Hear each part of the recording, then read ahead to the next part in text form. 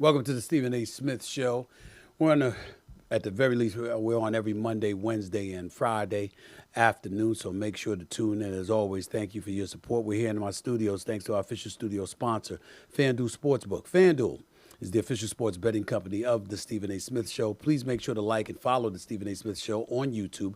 Click the bell to get notified of all of our new content, and please do make sure you pick up a copy of my New York Times best-selling book, Straight Shooter, a memoir of second chances and first takes. I was looking forward to talking to this individual. He is my guest today.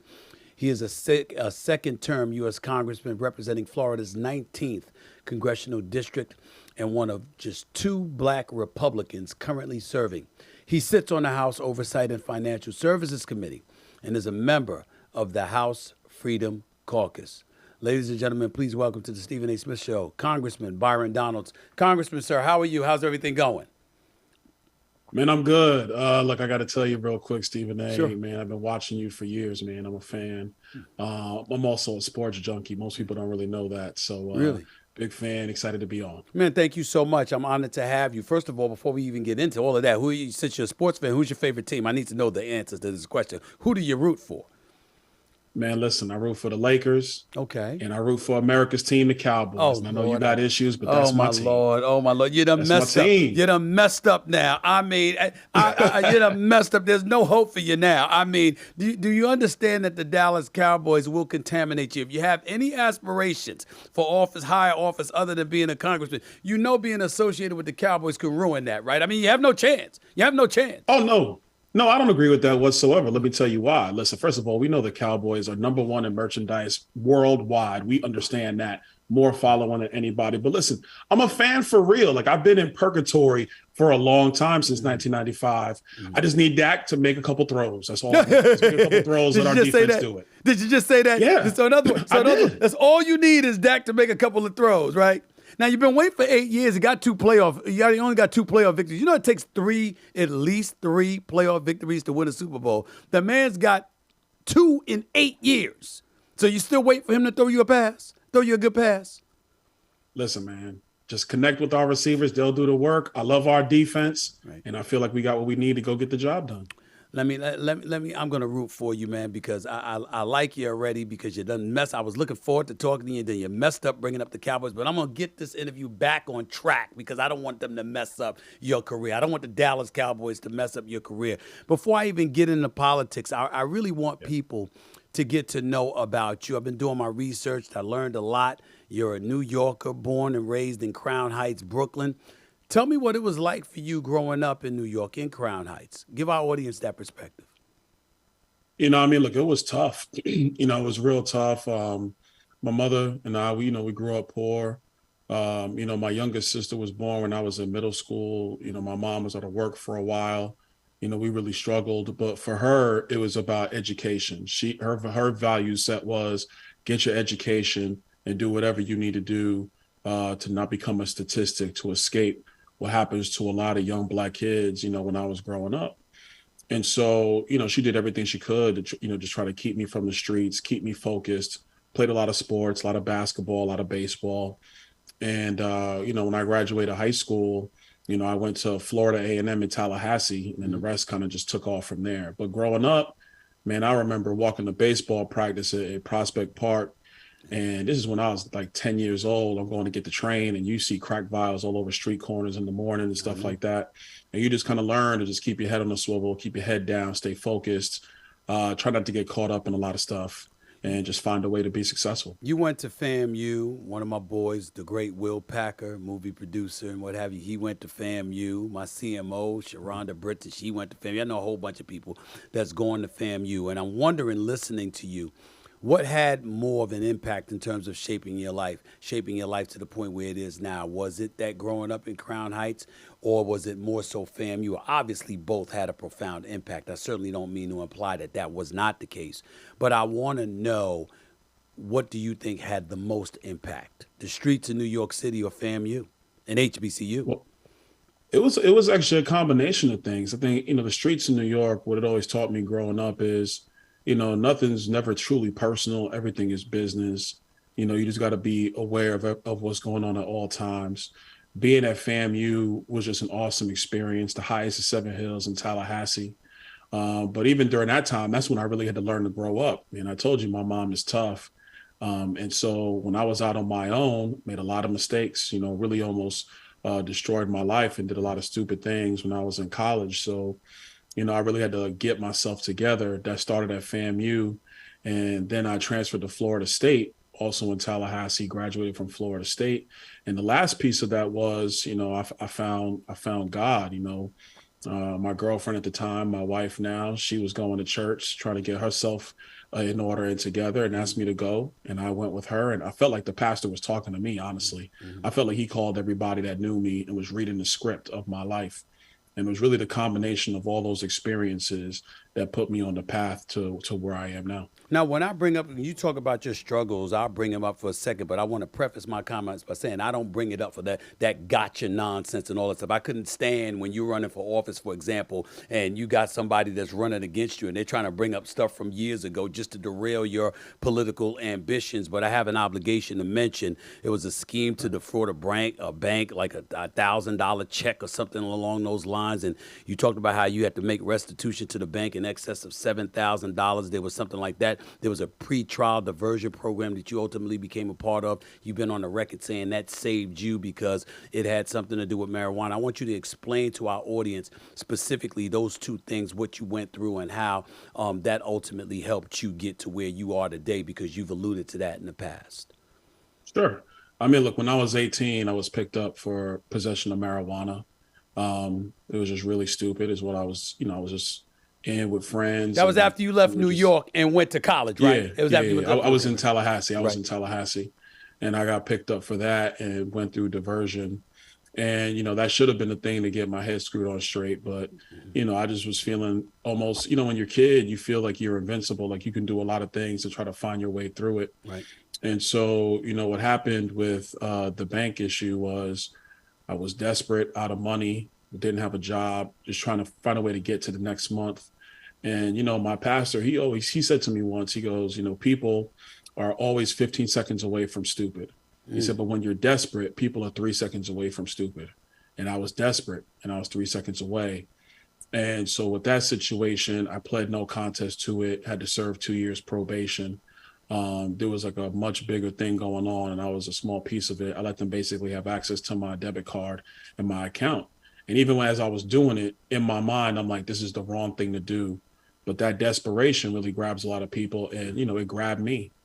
So, I remember from that day forward, I said to myself, I just am never going to end up in this situation again. And then every day after that's been really about purpose. Mm-hmm. Every decision leads into the next decision, not taking these things for granted, not being just living day to day or living from emotion to emotion and not having a goal and a purpose in mind for what you're doing with yourself. And I really believe, like I said, like all those things together have put me on the path to where I am now. Man, I got to tell you something. And I get exactly where you're coming from, but I shouldn't say exactly because I didn't do anything that took it that far. But I remember two incidences. I was young, I was a teenager, and I tried to steal from a local deli, and the owner caught me and grabbed me and called the cops on me, and they took me home. And my father, whipped the living mess out of me. And another time, I jumped over the turnstile and got caught by the cops, and they scared the living hell out of me by trying to convince me. The subway over there in Queens Boulevard, Forest Hills, actually, because I was born in the Bronx and raised in Hollis, Queens. And I remember the officers took me to the side and they were treating me like I was a career criminal, for crying out loud. But I remember they scared me to death so much that I said, I will never, ever, ever find myself in this situation again. It's little things like that I'm saying those officers probably saved my life. Who knows how many stupid things I would have done had they not checked me. But I bring that up because you are obviously a congressional figure. You're a congressman. You're on the Republican side of the aisle.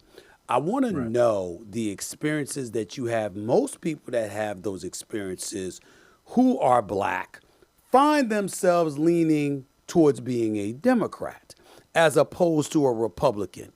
How did you end up on the Republican side of the aisle? So like my early life and even through college, even my young adulthood, I wasn't into politics. I didn't really care, man. I was more into sports. You know, like I said, I'm a sports junkie, love basketball. I'm a basketball junkie. Right. And so it was about coaching my young sons, coaching kids in my community here, just being in my church, being a youth leader, really about that process of just building yourself. I was in my career in finance. I was working in banking and I worked in insurance. Mm-hmm.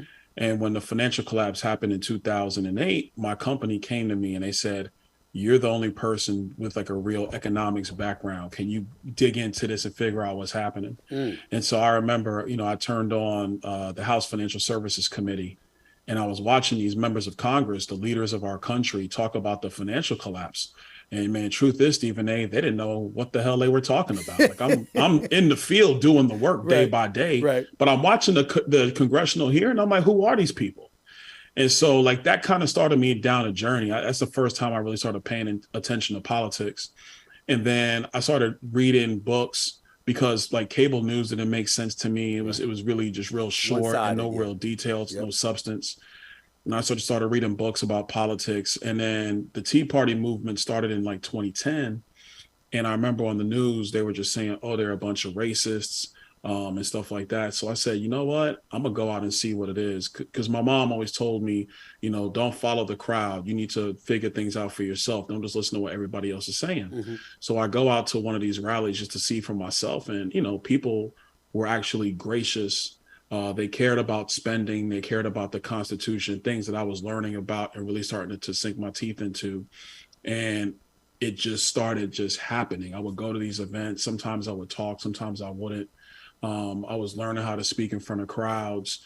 And I really became steeped in limited government and sound money, partly because of my career. I was a finance guy by trade, but then also I started reading about political philosophy. Mm-hmm. Like the first book I read, which still sticks with me today, is The Law by Frederick Bastiat. Okay. And it's not very long, but it talks about what happened in France before the French Revolution and what were the political, you know, issues that spurred and created the atmosphere for that revolution. Mm-hmm. So I really, you know, became, you know, what people would call a classical liberal or a modern conservative, and just kept going. It kept going. And did you find, or I should say, did you find, since you found yourself involved in politics, particularly being a black man that was leaning towards the conservative side, what has that experience been like for you as a black man? And I ask you that because I'm going to have Candace Owens on this show eventually and a few others. And I've always wanted to ask that question because I think I know the answer, but I want to hear from black conservatives, what is it like to be black and a conservative in America in this day and age for y'all? Well, I'm going to say, like, in the conservative movement, the primary thing people care about are ideas. Ideas, the Constitution, value sets, policy ideas. Skin color is just one of those things that everybody sees it. Like, they know I'm black the second I walk into a room, especially since, you know, I basically look like a defensive tackle. So when I walk in a room, you know. and so it's, people see it, they understand it, but it's not the primary thing on the Republican side, on the conservative side. I would say the other thing that is really cool about it, it allows me to bring perspectives from growing up as a black man in America, from trying to make my way as a black man in America, to try to bring those ideas and that perspectives to the conservative movement, because there's a lot of great people in our movement. Obviously, it's predominantly white. Everybody knows that. Mm-hmm. But it's not that, you know, it's not like they're insensitive to what's going on in Black America. Mm-hmm. A lot of them just don't know. Right. They just never had those relationships. They never had that engagement.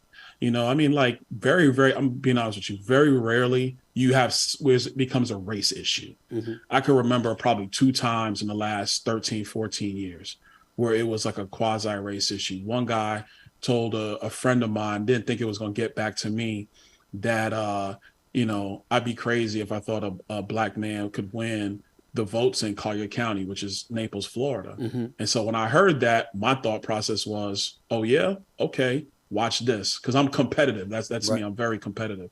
So I was just basically watch this. And I ended up getting the most votes in Collier County. The second time I was running for the state legislature, and I was out in Hendry County, Florida. And the people out there, good people, God-fearing people. It's a very rural area. And I could just remember these two gentlemen one time I went to have them sign just a petition to get on the ballot. And I mean, the way they looked at me, I could tell that they just wanted no parts of me. But by and large, everybody was gracious. Everybody was receptive. I ended up winning that county too when I ran for the state house back in 2016, and went on to serve those people for 4 years. As we get more involved in this discussion with the politics, let me say this to you. I believe you when you say you're about ideas, meaning you. When you say the Republican Party, that's kind of hard to believe because the Republican Party itself seems focused on rigidity, for lack of a better word. This is the way it was. This is the way it was meant to be, and there shouldn't be any change. While to me, the left, it's just too much. It's too progressive. It's too, they say progressive, but it's just too, it's almost like anything goes. Anything goes. We need more money, so what? The hell with the national debt. The hell with the federal debt. The hell with, certain people's rights, Second Amendment rights, the right to freedom of speech, etc. First Amendment rights, of course, too. All of these things that you think about, it's almost like to the right, to the left, it's too extreme in terms of too loose, let too much go. To the right, too rigid. Do you have a problem with somebody that's a registered independent like myself thinking along those lines? And if so, why? No, I don't actually. I find that to be the case most of the time. My first comment, I would say, man, just give me some time, man. I'll convince you. I'm pretty good at that. But in reality, I think one of the things that's really occurred amongst the Republican Party is been the focus about how you get elected. I mean, let's call it what it is. For a long time, the Republican Party didn't really have to reach out to other voting groups to get votes because they could easily get the votes where they needed for the races that they needed, white predominantly in the white community, in a middle class, upper middle class community. And they would totally win that vote and be fine with it. But politics has changed. It's changed a lot, and it's causing people in the party to realize that, you know what, you actually have to build relationships. And I'm very critical of the party when it comes to this stuff. I always tell people, like, look, if you think you're going to show up in the Black community, ask for a vote in September and get it in November, you're fooling yourself because they don't even know who you are. You've not spent time. You've not engaged. Not outreach. Outreach is a political term. I'm talking about engagement, relationship building, really understanding what's going on in the plight and the issues in all the communities in America. And I think that what you're seeing is with the rise of Black conservatives, Hispanic conservatives coming into the party. When you see that, it's because there's more perspectives and more demographic groups that are aligning themselves under the banner of conservative policy. And so the policy set might seem rigid, but the way I would say it is, it's just what works. It's tried and true. It's effective. Why are you trying to mess up something that's actually has proven itself to work? Conversely, with the Democrats, or I'll say the progressives, I mean, some of their stuff is just plain silly. It doesn't make any sense. Right. It sounds good. It's emotional. It might, say something to your heart, right? But it doesn't solve the issues that it's trying to solve. And so for me, when I started getting into politics, like I listen to everybody, I read everybody. My wife will tell you, I watch a lot of MSNBC, do it all the time. Right. But that's because I'm trying to understand everybody's perspectives and try to fit it into a policy that's going to work, frankly. But see, this is the thing that bothers me, because when you talk about how, okay, predominantly white, upper middle class, once upon a time. Well, clearly times have changed. Clearly times have changed. You're new blood. You're 44 years old, right? I got you by I think I got you by about 11 years, bro. I got you by about 11 years, okay? Yeah, you're 44 years of old. You're young, you're vibrant, you're energized, highly knowledgeable, very articulate. You bring what you bring to the table. And by the way, I don't want to emphasize the word articulate because I can't stand when they act surprised that we're so articulate. That's a different subject for another day. It ticks me off, okay? You get where I'm coming from. But this is what bothers me. If you know that the game has changed and the constituency is in other communities, my point to you would be, what should it say to you that they have failed to ingratiate themselves with those other communities, that they haven't gone about the business of really, really working to make those connections? To me, that's not an accident, Representative Donalds. It's not an accident to me. If they haven't made that effort, It's because there's a level of discomfort that they can't overcome and they can't conquer. And that to me can be very, very telling. To that you say what? A couple things. First, is there a comfort issue? Yeah, sometimes people are like, wait, you need me, you really want me to go and talk to other people? Yes. That's what I need you to do. Right. Because if you're trying to win right. and your training regimen isn't working, it's time to make adjustments to the training regimen. That's the first piece. The second piece is when we talk about elections, a lot of times, having been through multiple elections now, your political consultants have a fixed way of trying to get elected. What it usually consists of is the candidates sit there and stay on the phone 5 days a week and raise money. You have people who go on and knock on doors of Republicans to make sure they turn Republican votes out, hardly ever really talk to Democrat doors or maybe independent doors, depending on the district. Number three, you do a lot of TV ads and you send mail to people's houses. But if you're trying to break barriers into other communities where you really don't have relationship, you can't run TV ads and do mail. You have to spend time really engaging different communities.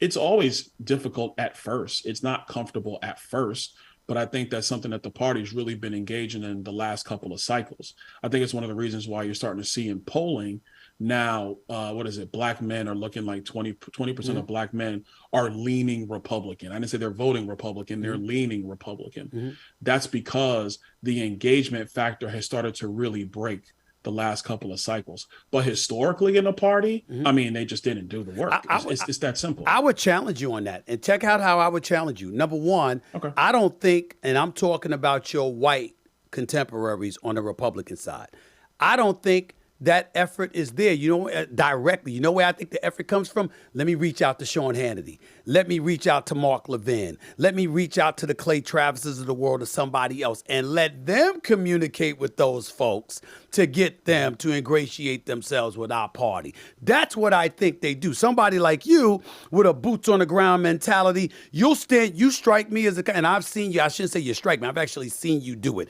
You will stand in a crowd of adversaries and say, let's go. Nobody's scared. I'm right here. Let's discuss the issues. You know what you know. I know what I know. Let's get it on.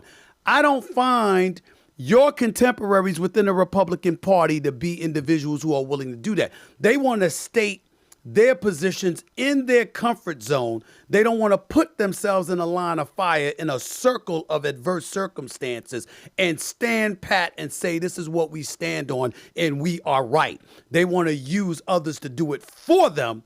You don't strike me as that kind of person at all. You're willing to do it yourself. To that you say what? Well, yeah, I'm willing to go basically anywhere and do what needs to be done because I'm about winning. What about your I think for a lot of my Yeah. But for my contemporaries, though, for some of them, they want to do this work. They're actually doing it now. They don't really get a lot of following and stuff like that. For, I would say, the older members who are my contemporaries, but they've been around a while, no, it's just not in their makeup. It's not in their muscle memory. And it's just something they're going to have to learn. But I will add to you, as the Republican Party begins to get younger, which is happening right before our eyes. I mean, look, President Trump is running. I think he's going to be the nominee. But look at everybody else on that stage. They're significantly younger. And I think that wave of Republicans coming in, we're kind of built that way. I mean, these are the people who went to school, in high school and college, where you dealt with Black people, where you dealt with Mexicans, Cubans, Puerto Ricans, Dominicans, etc. And so you already have that base cultural comfort. So be able to walk into a room and talk about something difficult isn't as hard for them because they've been through it. I got colleagues, military guys, they served in units. The units are completely diverse. So when we're on the floor talking with each other, or we walk into some rooms and I'm with them, they're just as comfortable as I am. I think you're going to see a sea change in the party as we really move over the next 5 to 7 years because the party's getting significantly younger. Snap into action this NFL season with FanDuel, America's #1 sportsbook. I'm gassed up for this upcoming season, y'all. I'm telling you that right now. I can hardly wait another second. And I know the best way to enjoy every single game, even if it's not your favorite team, is by putting down some bets, Right now, new customers get $200 in bonus bets guaranteed when you place a $5 bet. That's $200 in bonus bets Win or lose, I don't see why you wouldn't get in on this opportunity and get your fill of all the spreads, the player props, the futures, the over and unders, all that stuff that makes the game that much more exciting. So visit FanDuel.com/SAS and kick off the NFL season. FanDuel, official partner of the National Football League. Must be 21 plus and present in select states. FanDuel is offering online sports wagering in Kansas under an agreement with Kansas Star Casino, LLC. First online real money wager only. $10 first deposit required. Bonus issued is non-withdrawable bonus bets that expire 7 days after receipt. Restrictions apply. See terms at sportsbook.fanduel.com. Gambling problem? Call 1-800-GAMBLER or visit fanduel.com/RG in Colorado, Iowa, Michigan, New Jersey, Ohio, Pennsylvania, Illinois, Tennessee, and Virginia. Call 1-800-NEXT-STEP or text NEXT-STEP to 53342 in Arizona. 1-888-789-7777 or visit ccpg.org/chat in Connecticut. 1-800-9-WITH-IT in Indiana. 1-800-522-4700 or visit ksgamblinghelp.com in Kansas. 1-877-770-STOP in Louisiana. Visit mdgamblinghelp.org in Maryland. Visit 1-800-GAMBLER.net in West Virginia or call 1-800-522-4700 in Wyoming. Hope is here. Visit gamblinghelplinema.org or call 800-327-5050 for 24/7 support in Massachusetts or call 1-877-8-HOPE-NY or text HOPE-NY in New York. In your words, as an elected official in the year 2023, define your definition of a Republican/conservative and a Democrat/liberal or progressive. Give me your definition because I'd like to know. Sure. Today, it's about, for a Republican conservative, number one, it's about controlling spending. Number two, it's about securing our border. Number three, it's about having a strong military. Those things are pretty consistent.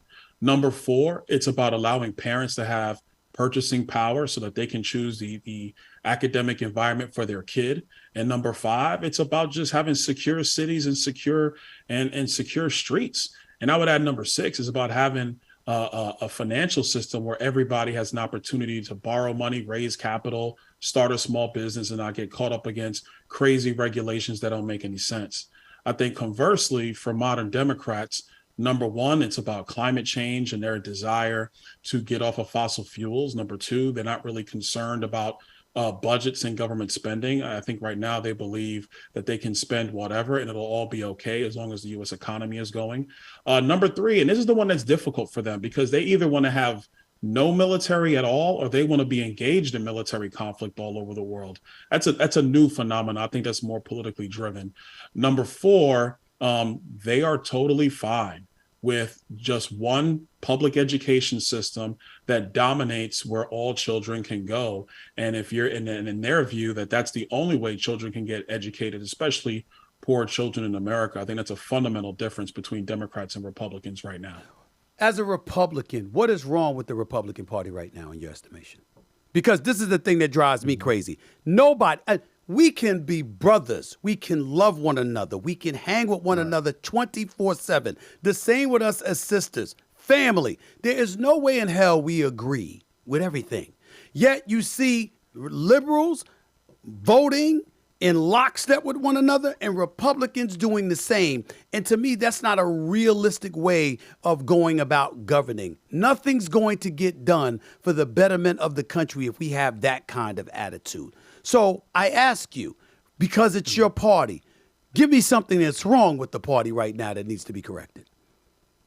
Oh, man, we're terrible at messaging. Not me. I mean, I'm actually pretty good at it, but the party's not good at it. Right. And I think what happens is their idea of getting the message out is talking to the Washington press corps or, going on Fox or going on CNN. I mean, and I do it too, don't get me wrong. Right.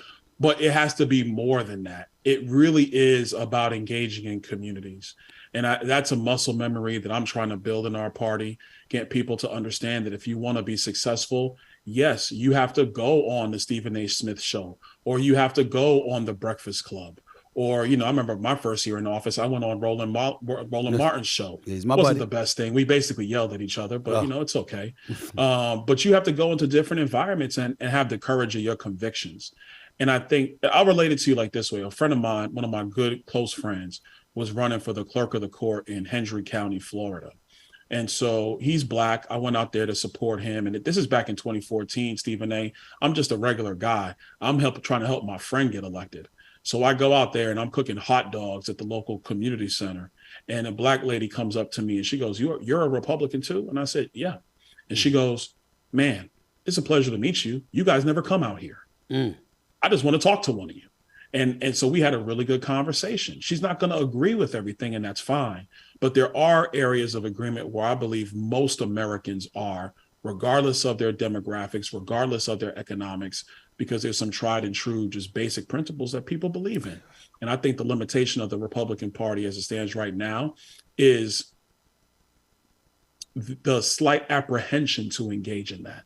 Because I will say it's a slight apprehension. It's not, they're not opposed to it. People aren't opposed to it, but there's an apprehension. It does exist. When we think about Republicans, though, we think about it as a black man. I will tell you this. You think about, you hear people like yourself and others take the position that once upon a time there was a need for affirmative action, but that time is over.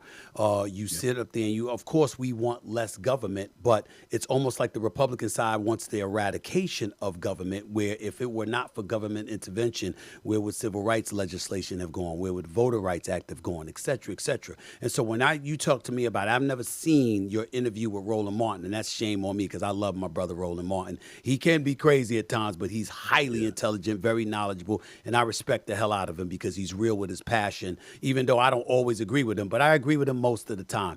And I definitely respect you a great deal as well. I guess I'm asking is that when we look at the Republican Party, you have people that feel like, hey, they talk about the Constitution. Well, the Constitution called us, 3/5 of a man, of a human being. When people allude to the Constitution, that kind of worries black folks. They're like, wait a minute, you ain't talking about us because you didn't even feel we were full-fledged human beings. You take those things into account and you hear Republicans talking about the Constitution and you hear them talking about the time where, taking us back, driving us back. You see these kind of things that people have alluded to when it comes to the Republican Party. Are you saying they're false, that they have a complete, they're completely oblivious to what the Republican Party is all about? You might not be that way, but we're talking about a party and how the party has appeared to conduct itself throughout the last several decades. To all of that, you say what?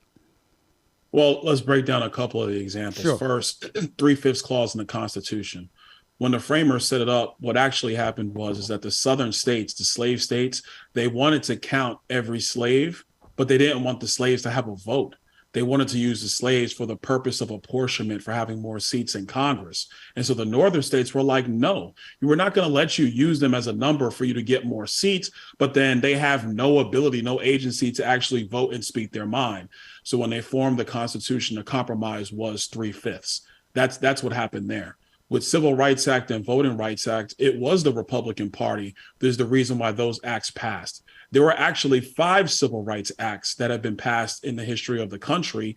Every one of them has been wholeheartedly supported by the Republican Party. The Democrat Party filibustered all 5 acts. And the only reason why the 64 Act even became law is because Lyndon Johnson got caught into a political pillar where the Democrats were actually losing ground amongst a lot of people in the country because of their stances with respect to historical support of Jim Crow, et cetera. I would say with where the party has been traditionally or contemporarily the last 30 years and talk about less government, it's because what I believe and what Republicans believe is that more government policy, more government regulation actually takes away from human freedom and human liberty. I'm going to give you a quick example. Okay. In our banking system right now, the Democrats passed when Barack Obama came in a bill called Dodd-Frank. It was supposed to regulate the banks and it was supposed to stop too big to fail. Well, what's happened since Dodd-Frank became law is that the big banks got massively bigger and it's community banks that have been basically destroyed under the regulatory burden. If you're a black man in America trying to start a small business, where are you going to get a loan from? Nowhere. A community bank or from Wells Fargo? Right. A community bank will take more of a chance on you than Wells Fargo will. Absolutely and I used to work for Wells Fargo, so I could be critical. And I've had accounts with Wells Fargo, so I know exactly what you're saying. You're absolutely right. Yes. So to me, having bigger government with more rulemaking at the federal level takes away from a human being's ability to be able to determine their own fate and their own destiny with their innovation, their hard work, the gifts God gave them, etc. And that really does line up with conservative principles and where the Republican Party is with respect to limited government. And I'll add real quick. Sure. It's not that Republicans want no government. That is not true. Okay. What we want is government in the confines of Article 1, Section 8 of the Constitution. The government should do its job on the things that are its job, no more, no less. The rest should be left to the states and to the people. But the government is the one determining what its job is. In other words, you go up on Capitol Hill, you implement laws and procedures that you have to follow. And what I'm saying is, if there were a bunch of Byron Donalds in there, I'm good. It's not a problem. Yeah. But the problem is there's a whole bunch of people that don't look like you, by the way, that are older than you, by the way, that have shown barely any interest, one would argue, in the upliftment of minority communities throughout this nation. And so when you take that into consideration, essentially, I'll use this analogy because you said you're a sports fan, and of course I believe you. When people ask me a question about Major League Baseball, Representative Donalds, right? They say, and I literally recently sat with the commissioner, Rob Manfred, and I said, this is the biggest reason why there's a paucity of African Americans involved in the sport more than ever before. It's at 6.2% last check. Once upon a time, like 1991, it's at 18%. It's dwindled significantly. Sure, you go into different parts of the world and you're getting athletes to come in to your sport. But here's the biggest reasons as it pertains to minorities, African Americans, that is, in this nation. I said, you're asking them to trust the system. You could be the biggest player coming out of high school. Still got to go to AA. Still got to go through AAA. Got to get called up. You got to trust that the coaches are going to coach you right. You got to travel and subject yourself to lesser means. And you got to pray that your talents get recognized before you get to the big leagues. And then after that, it's a rookie wage scale and all of this other stuff. So they're owning your rights for like the first 7 years. I said, you're asking young black folks to trust a system they will never trust. You're not asking them to do that in basketball. You're asking them to do that to a significantly lesser degree in football, and that's where the participation comes from. I'm using that analogy about politics to ask folks to trust the system or to trust those folks up on Capitol Hill is the biggest problem, wouldn't you say? Oh, 100%. I'll tell you, and I'll use your analogy first. I'm in Congress and I don't trust this system. If anything, the way the federal government looks and operates is a lot like the Byzantine system from Major League Baseball. It simply is. And I think that if you had a conservative view on how the federal government should be allowed to operate, its rules and its tentacles, its reach, it would look a lot more like the NBA or the NFL, where it's much more about your ability to run, jump, throw, pass, catch, shoot, layup. If you have skills, but you're not the biggest jumper, but your skills are so dominant, that is recognized in the merit system of our economy. But when you put in so many rules that are there to quote unquote protect people and to help people and to save people, it actually does the opposite. It actually locks people out. It doesn't give them the room to run and to grow. Mm-hmm. And so then you're asking them to trust that some bureaucrat in some office in DC is going to see your individual situation and help you out. That's just, it's always been illogical to me. And so what I've always wanted is a federal government. It has its role, it does its thing, but the rules of the road are very clear. So it allows you and I to just operate on the field of play.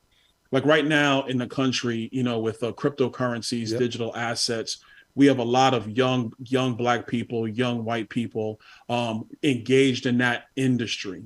You know what the biggest problem is right now, Stephen A? What is that? Is that the Democrats on Capitol Hill want to overregulate the industry before they even find out what it is. So how are they going to be able to put their couple of Bitcoins together or whatever they have and create a small business that could actually thrive when there's so many regulations in the system before they even start? That doesn't make any sense. Give the industry an ability to grow. I agree with that. Can't argue with that one bit. But I would say this to you. You know this from growing up in the streets of New York, going to an HBCU and doing all the things that you've done and traveling through just experiencing the trials and tribulations that you have. Sometimes, first of all, people don't have a lot of time to know what you know. I don't know half the things you know. I'm a very, very busy man. I would like to believe I'm accomplished. I don't know what you know.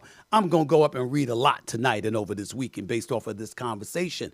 But you and I both know most of the constituency out there doesn't know the issues nearly as much as they should. So they rely on individuals, they rely on sound bites, they rely on what's perpetrated over the airwaves, et cetera, et cetera.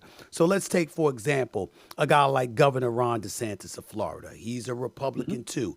You've had your issues with him, particularly on the education. I mean, when you think about the teaching curriculum in Florida, what is this? Educators instructing middle schoolers that, quote, certain slave-developed skills which in some instances could be applied for their personal benefit. You spoke out against it. You're a father with 3 sons, if I remember correctly, according to my research, and you combated a guy like Ron DeSantis on that issue.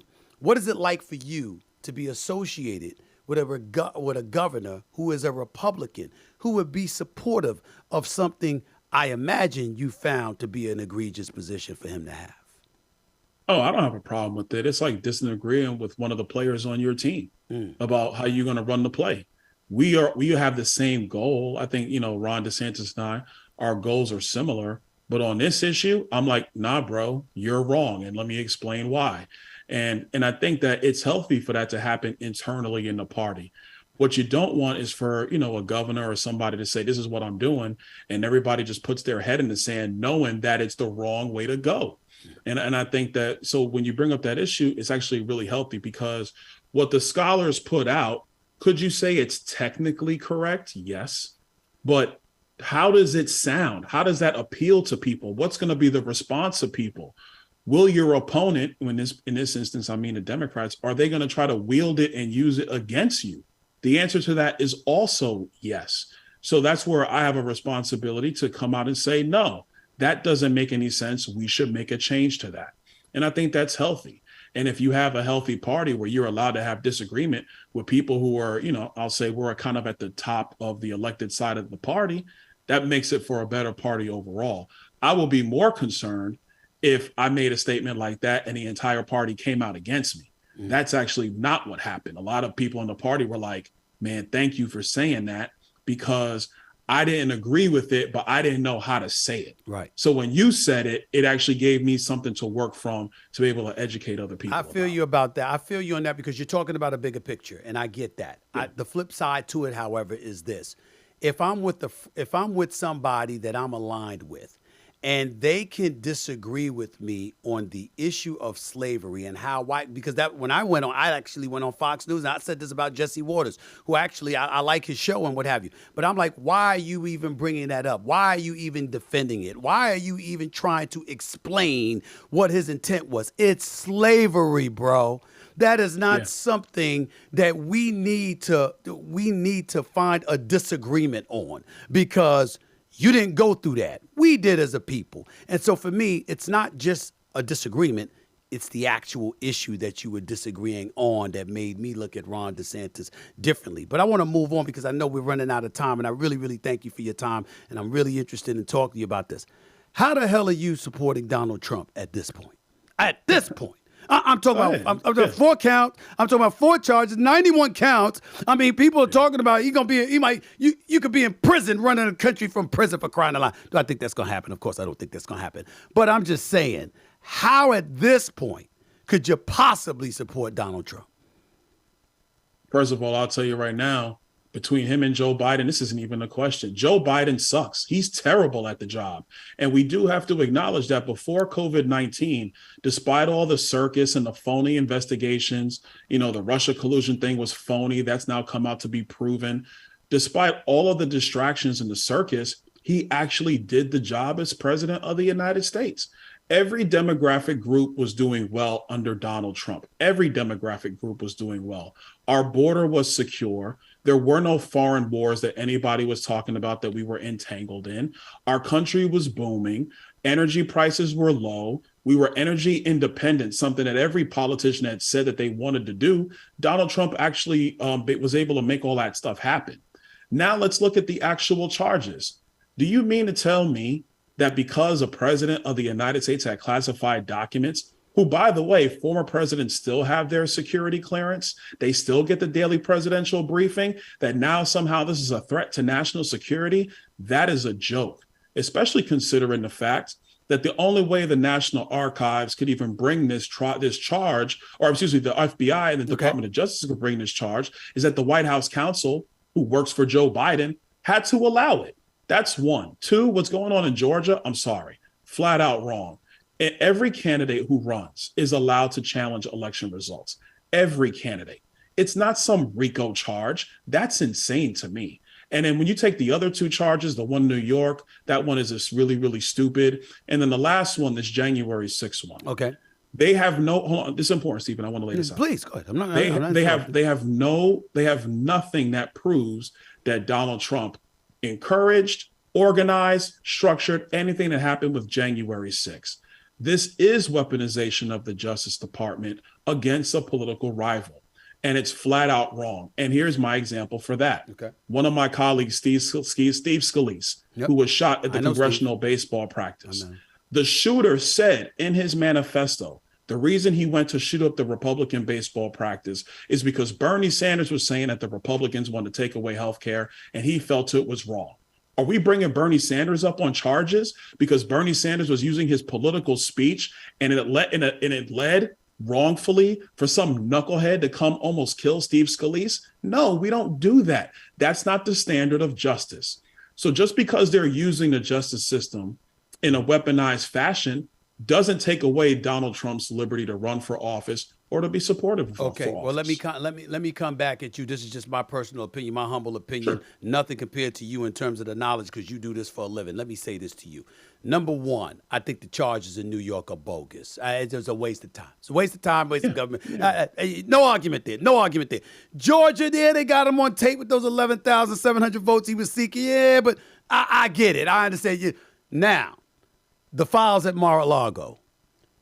You had no business removing them from the White House. You saw the interview that he did with Brett Baer for Fox News, which I thought was epic. Okay, talking about you had shoes and socks and whatever the hell else he is in those boxes. Clearly that wasn't the case. There was files in there. And more importantly, all you had to do was give the Department of Justice what they were asking for. You know, remember, they came to him and asked him for it, and he had refused to give it back. According to the reports, you would know more than me. I'm certainly only going by what I'm reading, okay? So so to me, that's problematic, because if there's anything that's potentially endangering national or jeopardizing national security, they shouldn't be in your bathroom or your bedroom at your spot at Mar-a-Lago. It should be contained. It should be in a secure location, because potential lives are at stake. Now let's get to the insurrection. I'm going to shock you here. I do think he incited. I do think he was irresponsible. I do not believe it was criminal. I do not believe that. I think it was highly inappropriate and wrong. There's no excuse for him to be, when they were trying to certify the election, there was no excuse for him to go out there and rally and tell them, we're going to go up to the U.S. Capitol. We've got to stop this. And, supporting people screaming about hang Mike Pence, because you wanted to get him not to verify or certify the votes, to make sure the transition of power took place peacefully, the peaceful transition of power. I do believe it was an irresponsible thing for him to do. But I don't believe it's criminal. The criminals are the ones that busted into the Capitol. The criminals are the ones that did those things. Not him saying, he did use the word peacefully, because I'm no fan of I've known, and I'll tell you that story in a second. He did use the word peacefully. He did say that. All right, they want to ignore that, but it's the truth. I got to say that. But it was irresponsible. And in closing, I'll say this. I believe the presidency is a statesmanship position. I don't believe that you can be somebody that is as divisive and dismissive of concerns that don't favor you and be the commander-in-chief of this nation. I think that leads to a divide. I think that's the kind of thing that could create civil war in this nation. And that is my concern. To that you say what? Well, a couple things. First, I'll say, with respect to the January 6th charges, yes, he said peacefully. We'll go to the Capitol. We'll protest peacefully. And in every one of his statements, he's always saying we'll protest, but we protest peacefully and we follow the law. The other thing I will add about January 6th, because of my time on the Oversight Committee, is Donald Trump authorized 10,000 National Guard troops on January 4. So if he was trying to have violence at the Capitol, why would he authorize National Guard troops 2 days before to be at the Capitol? And the only person who said no to the National Guard being at the Capitol was Nancy Pelosi, because Nancy Pelosi, being Speaker of the House at the time, is in charge of Capitol security. I know they don't report on this stuff, but that's the stuff that came out in the Oversight Committee. The second thing I'll say, going on what happened in Georgia, I've listened to that phone call. Everybody's listened to that phone call with him and Raffensperger. He's allowed to say, man, hey, I'm just looking for these votes. That doesn't mean there's a criminal conspiracy. It just simply doesn't. Now to the documents, and this is the important one. Okay. With the document situation, every former president has taken classified information with them when they leave the White House. Every single one. The National Archives Act gives them the Presidential Records Act, excuse me, let me make sure I say it right, gives every president a 5-year period to negotiate back and forth with NARA. It's always been an administrative process. With respect to them being, the picture of them being in the bathroom, I've been to Mar-a-Lago 10 times now. You just can't walk through Mar-a-Lago willy-nilly because Secret Service protection is on the ground securing the president's personal quarters at Mar-a-Lago. So when they show these pictures, that's because the FBI took that picture and then leaked that picture to the press. It wasn't that somebody put it on their Instagram. That's the way they would want it to seem, but that's not actually the case. So the president, under the Presidential Records Act, not just him, but every president has the ability to go back and forth with the National Archives about what material is in a former president's possession, and they do that. I truly believe what happened here is that you had some bureaucrat at the National Archives was basically like, oh, I saw something, let's go in there and get it. They couldn't do it on their own. And so you had to have the White House counsel's office sign off on it because the president, Joe Biden, had to basically revoke Donald Trump's presidential privileges in order to send in the FBI. That's the issue with the documents case. Okay, so I only got a few minutes left. Let me get to this real quick. I need some quick answers from you. Yeah, we'll go quick. 4 indictments, 91 counts. Why bother? I mean, if DeSantis was in office, if Ramaswamy was in office, if Nikki Haley was in office, if Chris Christie was in office, the list goes on. If you were there, according to how you sound, y'all all would probably vote pretty much identical, or you'd run the country pretty close to how he did it from a policy perspective.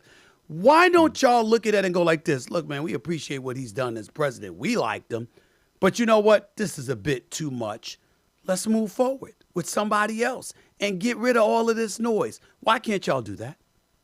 Well, that's a great question. I think that there are some people who are there, but most of the party, in terms of the voters now, the Republican voters on the ground, they're not there. Second thing is that, you know, as a Republican, it's all in vogue now to be a fighter and stand on principle and say no to the media and call them out when they're being ridiculous at a moment's notice. But before Donald Trump, no Republican was doing that. They would all turn tail and run if there was any political pressure or any media pressure whatsoever, because they were more concerned about poll numbers and actually doing the right thing for the country. So I think you have a lot of Republican voters who look at them and look at this and they say, when he was president, the country was in a significantly better place. They've been chasing him down for years, not just with the 4 cases. Go back to Russia collusion, the 2 impeachments and all that stuff. They've been going after Donald Trump since 2015. And the man is still here fighting these people. And in the mind of a lot of Republican voters, and I'll even say a lot of Americans, if this guy's willing to stand up to all of these people, he's got to be doing something right, because the people that were running the country before, they sucked at the job and they didn't know what they were doing, and the country was worse off as a result. He's 77. Yeah. Biden's 81 going on 82. Nancy Pelosi just broke news talking about she's going to return to office. What is she, 88? I don't know how old she is, but it's in the 80s, okay? and you know, Mitch McConnell, God bless him, not wishing anything harm, he froze not once or twice. Clearly something was wrong. I don't know what it is. I know the doctor's reports came out and said he's okay, but we saw what we saw. As a 44-year-old congressman, I'm imagining you have aspirations. Some people have said governor of Florida in 2026. Others have said vice president down the line. How do you feel about the fact that these folks in their late 70s and 80s won't go home? Well, I mean, look, for me, it's are you mentally capable? That's number one. Yeah. Or Not do you age. have like a job in front of you? Correct. With Mitch, my view, it's time for Mitch to step down from Republican leadership. If he leaves the Senate, that's something for the Senate to decide. But to be the Republican leader, yeah, it's time. It's time for that to end. I mean, Joe Biden, let's just be perfectly honest. And this is not a political thing because nobody wants to see anybody go through this. But he's not the same man he was 4 years ago or even 2 years ago. I've said that. And everybody can see it. Mm-hmm. It's clear as day. Nancy Pelosi's not going to be speaker anymore, so I don't get it. Donald Trump is running for president. And when I last talked to him a week ago, 2 weeks ago, mental capacity is still there. Energy level is still there. So as long as you have your faculties about you, I don't really think age is the thing. Mm-hmm. But if you're not in a leadership position anymore, but you're just hanging on for the sake of hanging on, it's time to go. It's time for a new breed. Two things I want to say. First of all, Nancy Pelosi is 83. So I wanted to get that out the way. I joked around about 88. She's 83. Mitch McConnell is 81. And secondly, I appreciate the point that you brought up about age because I certainly didn't mean to apply any ageism. It doesn't matter how old you are. Yeah. If your faculties are in order and you're lucid, you're cogent, you're smart, you're ready to go, you're sharp, I'm good with it. No problem with that. Having said all of that, Governor of Florida, is that you in 2026? Is that something that you're going to pursue? Yeah, I think so. Look, in politics, here's what I know, Stephen A. You can't play in politics. You work hard, you do your job, and then you see what happens in front of you. I've seen people try to play in politics. It never works out because something's happening all the time. But, I think there's a lot of people in Florida, in my state, they've come to me. They want me to run. That's something they want me to look at. And for me, Florida, we're the best state in the country. We're the exact opposite of California. And I will say about California, man, that weather, oh my gosh, it's just gorgeous out there. They're stealing from the country. It's on another level. From the country. It's on another level, no question. But the government's insane. It makes no sense. It's crazy. And that's why people are fleeing California. Mm-hmm. They're coming to Florida. So I think the job for the next governor is to keep that momentum that Florida has built going. Well, according to Gavin Newsom, the governor of Florida, governor of California, on the show with Hannity when he was going head to head with them, he swore up and down. There's more people leaving Florida to go to California than there are people going from California. That's what he said. That's what he said. You saw him, right? He did say that. He did. I'm not making it up. Listen, let me quick point about Gavin Newsom. He's that guy that got drafted quarterback, and you realize after 2 games he can't play. That's him. That guy can't play. He's terrible at this. And I will also say for Joe Biden, it's the same thing. We drafted him number 1 overall, realized after about 2 months that this man is terrible. And so we're stuck. And unfortunately, you're stuck with him through the season. So you got to replace your quarterbacks, America. If they can't play, they can't play. Last question for you. What's more appealing? Vice President of the United States in a Trump administration? If Trump wins the nominee, which it appears he will, Vice President or Governor of Florida? Oh, I've not been posed with that question before. It's an easy answer for me. I don't know what it is for you, but it's an easy one for me. It's always cool to be in charge. I'll say that. It's always because even when you're vice president, you are number 2. That's right. But it's always cool to be in charge. But I got to tell you, with where the country is, I probably would say vice president. Because why? Because here's why. Part of it is policy. Part of it is getting the country on track from my perspective. The other part is bringing back like a political and cultural cohesion to the country. I think people get frustrated when Republicans and Democrats don't compromise, but that's in part because there's no real political cohesion. Yeah, but can you really pull that off from the vice presidency? I don't know if you can pull that off from that position. I think I'm pretty good, man. Yeah, I think I'm pretty good. I just don't know if you'd be allowed to be pretty good because I think they'd get in your way. You find a way. I'll have to go on First Take and prove it to you. Okay. Well, you first of all, you'd lose. That's the one place I can't beat you here. I can't beat you here because you know your stuff. I got to research half the stuff you said. But when it comes to First Take, that's sports, and you're a Cowboys fan. You have no hope. no hope at all. Well, hold on. I just want to say, listen, first of all, I got to give full props to the Denver Nuggets and Nikola Jokic. That dude is crazy. He's amazing. He's special. But I will also say, I like what the Lakers have done in the offseason. I like the pieces. You know, I just need LeBron. I need AD. I need AD to be consistent. I need 28 and 10. Mm-hmm. Well, listen to this. On a serious note, I got to do my research on half the things you said because you know your stuff, and I don't. That this is not my realm, but I will tell you this: it was an honor to talk to you, and I love talking to you. And it's hard to root against you when you say some of the things that you say and you break it down the way that you break it down. And I just want you to know I'm an independent. I listen to both sides and you know deal with things from there. You are always welcome on any of my shows to speak your mind about any pertinent subject that I'm broaching. Make no mistake about it. So I just want you to know that and keep in touch. All the best to you, and we'll talk down the road. I'll make it a point to meet up with you face to face and meet you for the first time. Absolutely, man. It was a pleasure. Thanks for having me on. Take care of yourself. It. Representative Byron Donalds right here with Stephen A. Thanks to him. He made a lot of good points. We can get around it any way we want to, but the man made a lot of good points, okay? Think about that, and we'll talk about this on my next episode and beyond. Thanks for watching another episode of the Stephen A. Smith Show. You can watch me at the very least every Monday, Wednesday, and Friday over the digital airwaves of YouTube. Like and follow the Stephen A. Smith Show on YouTube. By the way, click the bell to get notified of all of our new content, and be sure to pick up a copy of my New York Times best-selling memoir, Straight Shooter, a memoir of second chances and first takes. Until next time. This is Stephen A. signing off. Peace and love, everybody.